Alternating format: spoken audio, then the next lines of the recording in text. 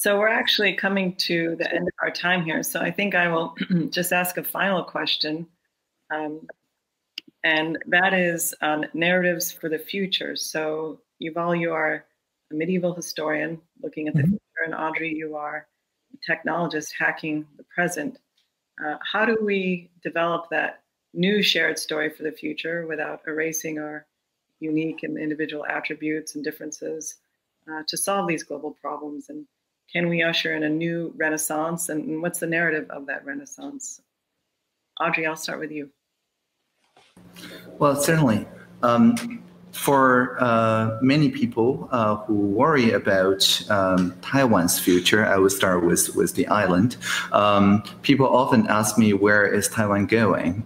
What are we going as a nation, as a country? And I often say that it's very predictable. The tip of Taiwan, the peak of Taiwan, the Savia in indigenous language, or Pantapenang, or the Jade Mountain, grows every year 2 centimeters, sometimes 3 centimeters. And so we're growing towards the sky. We're growing skyward. And that's a geological answer.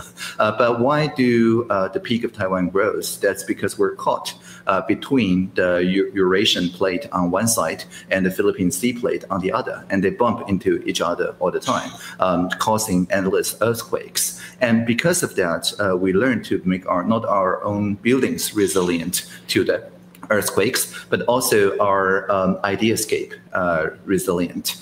In Taiwan, you can get a lot of people, not just academicians, but everyday practitioners arguing for a PRC-style authoritarian control over data. You can get people arguing equally strong about a social infrastructure, GDPR-style, protecting the person's best privacy interest against the surveilling state from the European thought points. Or you can get people arguing, again, very strongly from the US-based viewpoint of basically a asset oil extraction-based idea around data and so on. And so all of these ideas coexist in Taiwan. And just as in the very beginning when I said we legalized marriage equality by legalizing the bylaws and not the in-laws, we always managed to find innovations that captures the common values out of the different positions. And that, I think, is the true vision of sustainability, of working for the benefit of Homo sapiens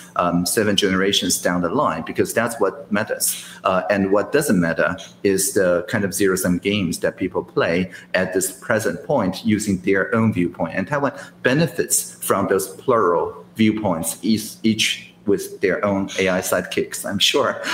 And that actually frees us from this dominating, overarching narrative, the same way as when we have more than 20 national languages. And so I actually think that this Taiwan model is not confined to Taiwan. We can see many similarly minded people that looks past behind zero-sum games in various different ways. Radical exchange, for example, works with the market power, but for the social benefit, or the other way around, you don't know. But the idea is that it looks past the traditional divides between like the false dichotomies and see them rather as different dimensions that you can develop on both dimensions and reach a higher plane of existence, if you will. And I think that is also humanity's future. We will benefit from the plurality of civilizations and indeed grow skyward.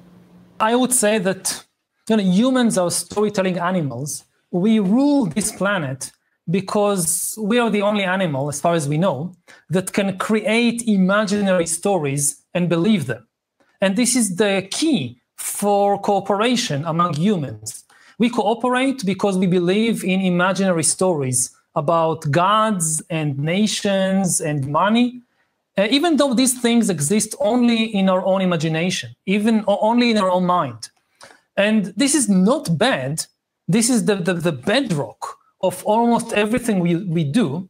I mean, money obviously has no objective value. It's only here that money has value, in contrast to, say, a banana that has an objective value. I can eat it and it sustains me. But it's not bad. Without money, we couldn't have trade networks like we have today. The key thing is to create stories that serve us without being enslaved by them. I mean, the danger that humans constantly face is that they come up with some big story to help organize society, and then they forget it's just a story we invented. They get trapped in it, and they start harming themselves or others in the name of the story. You know, if you think about something simple like a game, like football, so obviously we invented football, and it's fun. It's nothing bad about it. But if you start beating up or killing people because you lost a game, then that's a problem. And it's the same when we look to the future.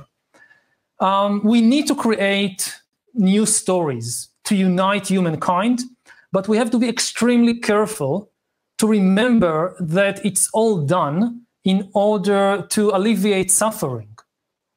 I would say that the test of reality is still there. Behind all the codes and all the stories, reality is still there. And I would define reality by suffering. If you want to know whether something is real or not, whether the hero of your story, you believe in the nation or in some god or in a corporation or whatever, you want to know if it's real, ask whether it can suffer. Now, a nation cannot suffer. Money can't suffer. When the dollar loses its value, it doesn't suffer.